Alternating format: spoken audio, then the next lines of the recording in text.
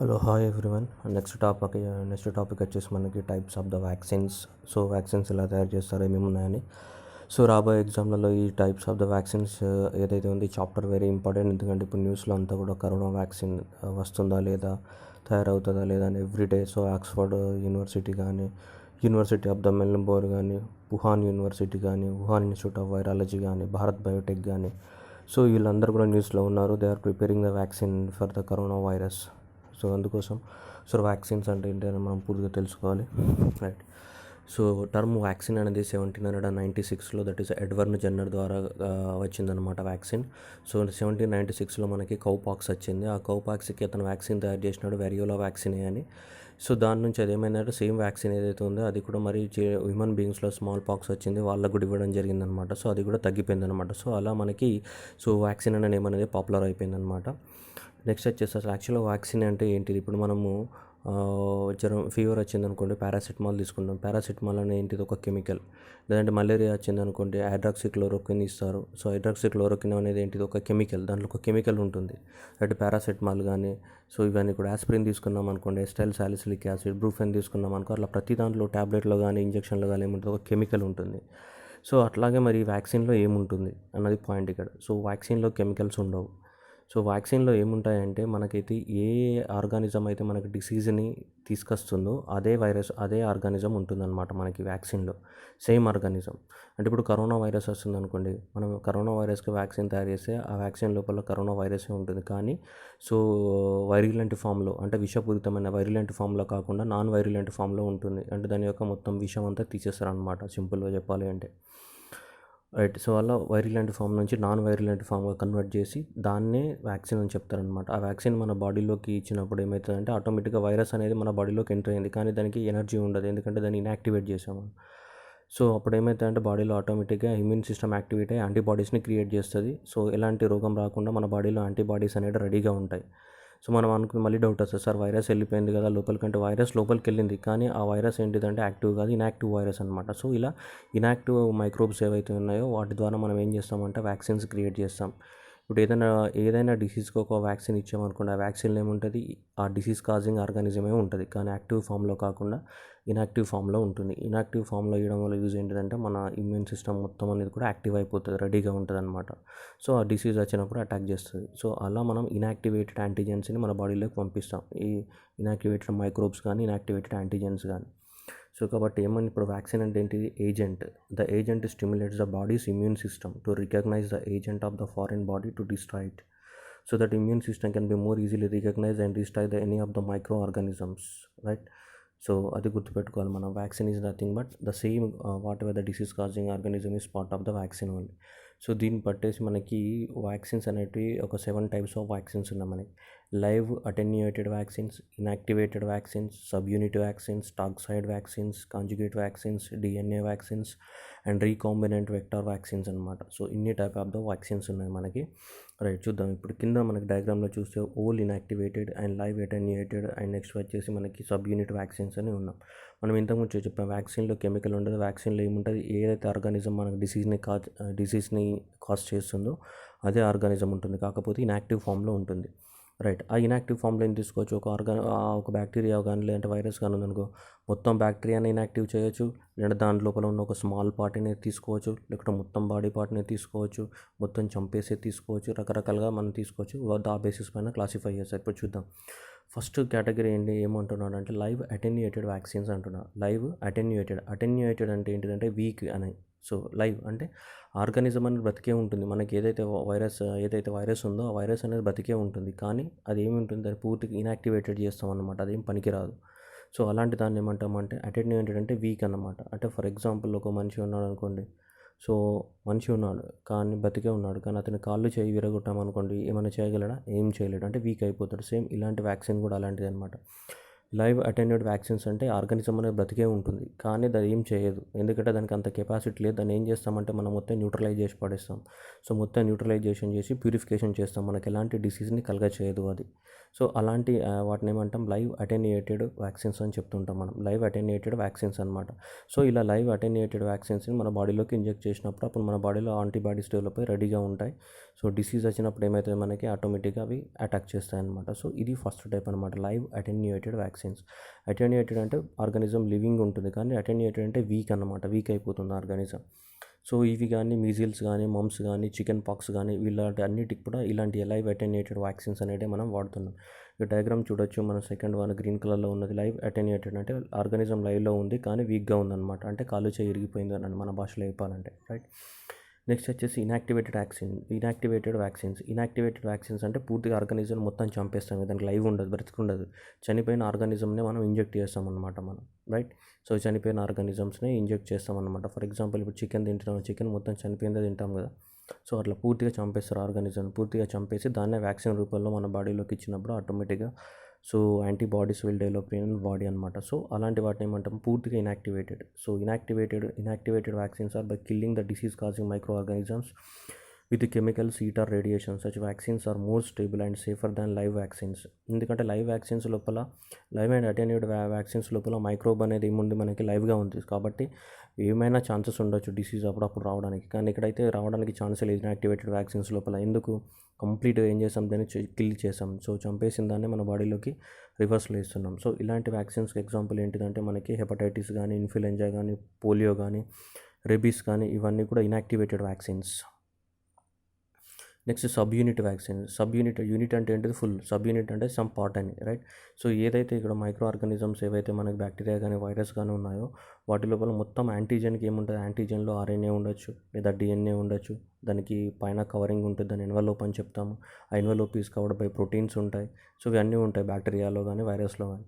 So అప్పుడు ఏం చేస్తారంటే సబ్ యూనిట్ అంటే మొత్తం యాంటీజెన్ని తీసుకోకుండా యాంటీజెన్లో ఏదైనా ఒక ప్రోటీన్ పార్ట్ కానీ, లేదా యాంటీజెన్లో ఉన్నటువంటి చిన్న ఆర్ఎన్ఏని కానీ, లేదంటే యాంటీజెన్లో ఉన్నటువంటి చిన్న ఎన్వలోప్ పార్ట్ని కానీ మొత్తం తీసుకుంటారు. అంటే ఎలా అంటే ఫర్ ఎగ్జాంపుల్ మన బాడీ మొత్తం ఉందనుకో, మన బాడీ మొత్తం తీసుకుంటే టోటల్ యాంటీజెంట్ని తీసుకోవచ్చు. అలా కాకుండా మన బాడీ నుంచి చిన్న ఒక హ్యాండే తీసుకున్నాం అనుకోండి, అది sub unit of the our body.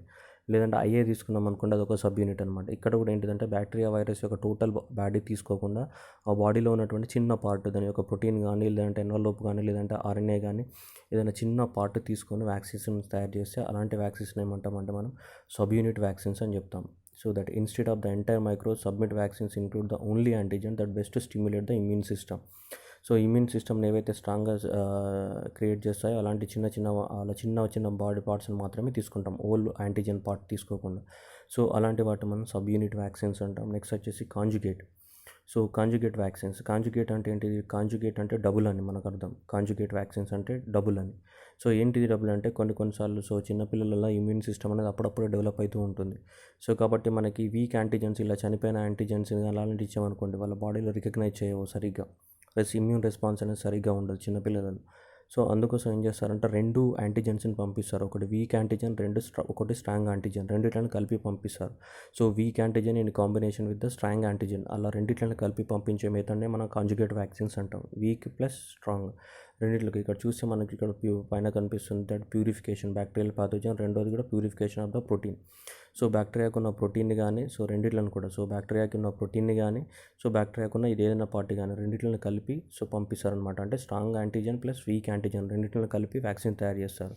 ఒకవేళ వీక్ యాంటీజెన్కి రెస్పాన్స్ అనేది సరిగా లేకపోతే అప్పుడు స్ట్రాంగ్ యాంటీజెన్ వల్ల మన ఇమ్యూన్ బాడీ అనేది బాగా రెస్పాన్స్ అవుతుంది.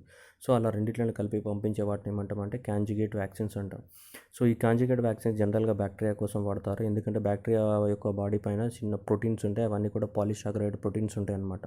సో ఆ పాలిసాకరైడ్ ప్రోటీన్స్ని మనం తీసుకుంటాం. పాలిసాకరైడ్ ప్రోటీన్ ఏదైతే బ్యాక్టీరియా సెల్ వాల్ పైన ఉన్నాయో ఆ పాలిసాకరైడ్స్ అనేటివి ఏవైతే ఉన్నాయో ఆ పాలిసాకరైడ్స్ అనేటివి వీక్ యాంటీజెన్గా పనిచేస్తాయి. మిగతాది ఇంకా స్ట్రాంగ్ యాంటీజెన్ క్రియేట్ చేస్తాం బాడీ నుంచి, దట్ మైక్రో ఆర్గానిజం బ్యాక్టీరియా నుంచి. సో బ్యాక్టీరియా బాడీని స్ట్రాంగ్ యాంటీజెన్, ఏవైతే పాలిసాకరైడ్స్ ఉన్నాయో వీక్ యాంటీజెన్, ఆ రెండిట్లను కలిపి తయారు చేస్తాం. అలా రెండిట్లను కలిపి తయారు చేసే వాటిని so we call it as a conjugate vaccines. Haemophilia, influenza type B virus, so ఇలాంటిది ఎగ్జాంపుల్ అనమాట దీనికి. నెక్స్ట్ డిఎన్ఏ వ్యాక్సిన్ అంటే ఏంటిది, బాడీ మైక్రో ఆర్గానిజం ఏదైతే ఉందో దాని యొక్క డిఎన్ఏని తీసుకుంటాం మనం. సో ఇది ఇంతవరకు ఒక్క హ్యూమన్ డిఎన్ఏ వైరస్ కూడా రాలేదు ఇప్పటివరకు. ఇంకా ఇవి స్టిల్ రీసెర్చ్ స్టేజ్లోనే ఉన్న డిఎన్ఏ వైరస్ అనేది మనకి ఇప్పటివరకు హ్యూమన్ బీయింగ్స్కి ఇచ్చేది ఒకటి కూడా రాలేదు. So still they are in the experimental stage అనమాట డిఎన్ఏ వైరస్. సో ఈ డిఎన్ఏ వైరస్లో ఏం చేస్తారంటే, ఇప్పుడు వైరస్ ఉందనుకోండి, కొన్ని వైరస్లలో ఆర్ఎన్ఏ ఉంటుంది, జెనెటిక్ మెటీరియల్, కొన్ని వైరస్లో డిఎన్ఏ ఉంటుంది. మనకు డిఎన్ఏ ఉన్నట్టు దాంట్లో కూడా వైరస్ ఉంటుంది. మోస్ట్ ఆఫ్ ద వైరసెస్లో ఆర్ఎన్ఏ ఉంటుంది, కొన్నిట్లలో డిఎన్ఏ ఉంటుంది. సో ఆర్ఎన్ఏ వైరస్ని ఏం చేస్తాం మనం, సో వ్యాక్సిన్ వైరస్ నుంచి ఆర్ఎన్ఏ జెనెటిక్ మెటీరియల్ని తీసుకొని, సో ఆర్ఎన్ఏ జెనెటిక్ మెటీరియల్ ఏం చేస్తామంటే మనం రివర్స్ ట్రాన్స్క్రిప్షన్ అనే ఎంజైమ్. సో రివర్స్ ట్రాన్స్క్రిప్షన్ అనే ఎంజైమ్ ద్వారా ఏం చేస్తాం, డిఎన్ఏ కన్వర్ట్ చేస్తాం. సో ఆర్ఎన్ఏని డిఎన్ఏ కన్వర్ట్ చేస్తాం రివర్స్ ట్రాన్స్క్రిప్షన్ అనే ఎంజైమ్ ద్వారా. రివర్స్ ట్రాన్స్క్రిప్షన్ ఎంజైమ్ ద్వారా ఆర్ఎన్ఏని డిఎన్ఏ కన్వర్ట్ చేసి ఆ డిఎన్ఏని ఏం చేస్తామంటే ప్లాస్మిడ్ అనే ఇంకొక ఆర్గానిజంలోకి తీసుకెళ్తాం. ప్లాస్మిడ్ అనే ఇంకో ఆర్గానిజంలోకి ఇంజెక్ట్ చేస్తాం. అప్పుడు ప్లాస్మిడ్ ఏం చేస్తుందంటే ఆ డిఎన్ఏని ఇంకా ఎక్కువ మొత్తంలో డిఎన్ఏ ప్రొడ్యూస్ చేస్తుంది అనమాట. అంటే ప్రొడక్షన్ని పెంచడానికి కోసం ప్లాస్మిడ్ లోపల డిఎన్ఏ చాలా పెరుగుతుంది అనమాట. ఆ తర్వాత ఆ ప్లాస్మిడ్ నుంచి ఆ డిఎన్ఏని ఎక్స్ట్రాక్ట్ చేసి మళ్ళీ ప్యూరిఫికేషన్ చేస్తాం మనం.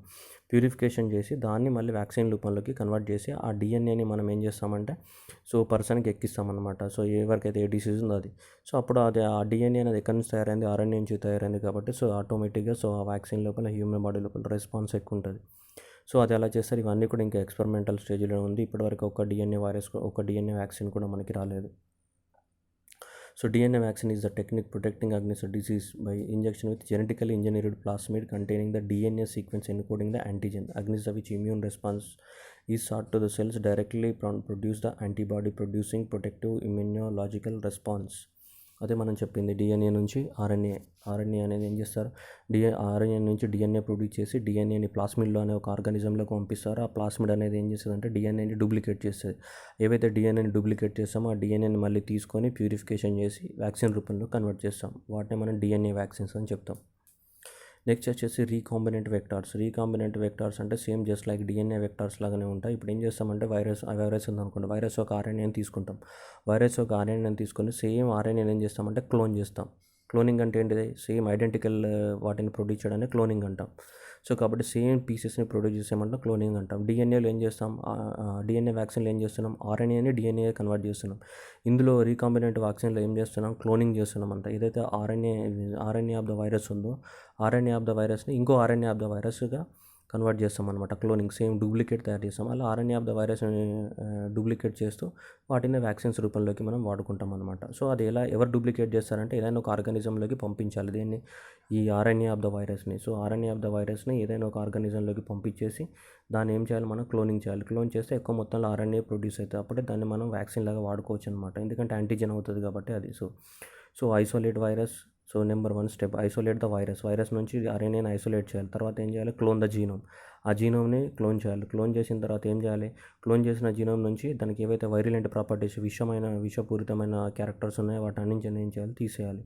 So isolate the viral gene. ఆ తర్వాత ఏం చేయాలి, మళ్ళీ దాన్ని ఎక్కువ మొత్తంలో ప్రొడక్షన్ చేసి సో మనం వ్యాక్సిన్ రూపంలోకి కన్వర్ట్ చేయాలన్నమాట. సింపుల్గా ఏం చేస్తాం, క్లోన్ చేసిన తర్వాత దానికి ఉన్న టాక్సిక్ ప్రాపర్టీస్ రిమూవ్ చేసేసి దాన్ని మనం వ్యాక్సిన్ లాగా వాడుకుంటాం. సో రీకాంబినెంట్ ఈ వైరస్ అనమాట ఇది. నెక్స్ట్ కన్వెన్షనల్ కానీ రీకాంబినెంట్ వైరస్లకి రెండిట్లకి తేడా అంటే, కన్వెన్షనల్ వ్యాక్సిన్స్ అంటే కెమికల్ అండ్ ఫిజికల్ ఇన్యాక్టివేషన్స్ ఉంటాయి. సో రీకాంబినెంట్ వ్యాక్సిన్స్లో ఏముంటాయి, మనకి డిఎన్ఏవి ఇవి తీసుకుంటాం అనమాట మనం.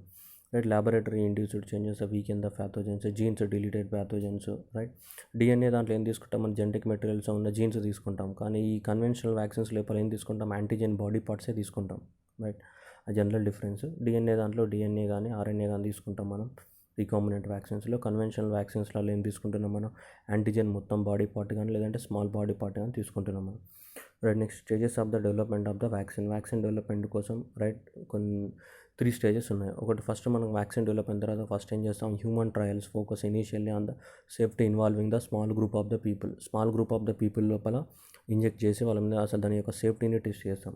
సో తర్వాత సేఫ్టీని టెస్ట్ చేసిన తర్వాత ఏం చేస్తామంటే ఇంకా ఎక్కువ మొత్తంలో పాపులేషన్కి ఇవ్వడం స్టార్ట్ చేస్తాం అనమాట. సెకండ్ స్టేజ్లో progress to moderate the size target population. So to determine the both safety and the stimulation to the immune response. So stage 1లో సేఫ్టీ టెస్ట్ చేస్తాం.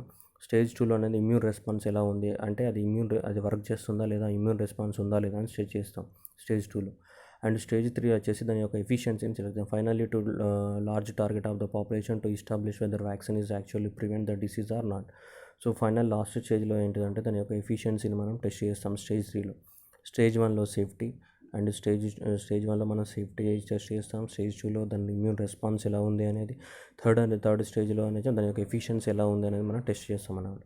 ఐడియల్ వ్యాక్సిన్కి ఏముండాలి, గుడ్ ఇమ్యూన్ రెస్పాన్స్ ఉండాలి, సేఫ్టీ ఉండాలి, stability ఉండాలి, లో cost ఉండాలి. అప్పుడే అది ఐడియల్ వ్యాక్సిన్ అనమాట మనకి, రైట్.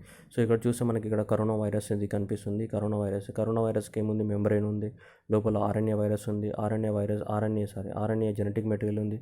ఆర్ఎన్ఏ జెనెటిక్ మెటీరియల్ పైన గ్రీన్ కలర్ ఎన్వలోప్ ఉంది. ఎన్వలోప్ పైన ఏమున్నాయి, స్పైక్స్ ఉన్నాయి. ఆ స్పైక్స్ అన్నీ కూడా ప్రోటీన్స్. ఇప్పుడు మనము ఈ కరోనా వైరస్కి వ్యాక్సిన్ ప్రిపేర్ చేస్తున్నారంటే అది ఏ బాడీ పార్ట్ అయినా తీసుకోవచ్చు. కొన్ని ఆర్గనైజేషన్స్ ఏమో ఆర్ఎన్ఏని తీసుకొని ప్రిపేర్ చేస్తున్నాయి, కొన్ని ఆర్గనైజేషన్స్ ఏమో మెంబ్రెయిన్ని తీసుకొని ప్రిపేర్ చేస్తున్నాయి, కొన్ని ఆర్గనైజేషన్స్ ఏమో స్పైక్స్ని తీసుకొని ప్రిపేర్ చేస్తున్నాయి. సో ఎవరి ప్రయత్నంలో వాళ్ళు, అందరూ ఒకే రకంగా ప్రిపేర్ చేయొచ్చు. అంటే దాని అర్థం ఏంటిది, కొంతమంది లైవ్ అటెన్యూయేటెడ్ ప్రిపేర్ చేయవచ్చు, కొంతమంది ఇన్యాక్టివేటెడ్ ప్రిపేర్ చేయవచ్చు, కొంత డిఎన్ఏ వ్యాక్సిన్ ప్రిపేర్ చేయవచ్చు. సో రైట్, కొంతమంది సబ్ యూనిట్ వ్యాక్సిన్స్నే ప్రిపేర్ చేయవచ్చు, కొంతమంది కాంజుగేట్ వ్యాక్సిన్స్ని ప్రిపేర్ చేయొచ్చు, depends upon the organisation. So ఇప్పుడు అయితే రీసెర్చ్ అయితే పోతూ ఉందన్నమాట. So university of the Melbourne కానీ, సో లేదంటే జర్మనీకి చెందిన బయోటెక్ కానీ, చైనాకు చెందిన పూసాన్ ఫార్మా కానీ, ఇండియాకి చెందిన బయోటెక్ ఫార్మా కానీ, యూకేకి చెందిన ఆక్స్ఫర్డ్ యూనివర్సిటీ కానీ, రైట్. సో ఈ అమెరికాలోని ఫైజర్ కానీ, లేదంటే ఫ్లూ ఏజెన్సీ కానీ, అమెరికాలోని విస్కాన్సన్ యూనివర్సిటీ కానీ, సో వీళ్ళందరూ కూడా రీసెర్చ్ చేస్తున్నారనమాట ఇప్పుడు. సో వీటిని ప్రొడ్యూస్ చేయడానికి కోసం. సో అవి ఎలా ప్రొడ్యూస్ అవుతాయని మనకు తెలియదు, ఏ టైప్ ఆఫ్ ప్రొడ్యూస్ అవుతాయని కూడా మనకు తెలియదు. మేబీ డిఎన్ఏ వైరస్ ఉండొచ్చు, లేదంటే లైవ్ అటెన్యూయేటెడ్ ఉండొచ్చు, లేదా సో ఇన్యాక్టివేటెడ్ వ్యాక్సిన్ అయినా ఉండొచ్చు, లేదంటే సబ్ యూనిట్ వ్యాక్సిన్ అయినా ఉండొచ్చు, కాంజుగేట్ వ్యాక్సిన్ అయినా ఉండొచ్చు, మనకు తెలియదు. So that depends upon the agency. So what methods they are following, right. ఇవి గుర్తుపెట్టుకోవాలి ఎగ్జామ్ పర్పస్లో. సో ఎగ్జామ్ పర్పస్లో అయితే ఇవి లైవ్ అటెన్యూయేటెడ్ వ్యాక్సిన్ అంటే ఏంటిది, ఇన్యాక్టివేటెడ్ వ్యాక్సిన్ అంటే ఏంటిది, ఇవి ఫ్రీక్వెంట్గా అడిగే క్వశ్చన్స్. కాంజుగేట్ వ్యాక్సిన్స్ కానీ, లేకుంటే ఇవి కూడా అడుగుతారు, డిఎన్ఏ వ్యాక్సిన్స్, ఇవి అడగడానికి అవకాశం ఉంది ఎక్కువ మొత్తంలో. ఇవన్నీ గుర్తుపెట్టుకోవాలి ఎగ్జామ్ పర్పస్.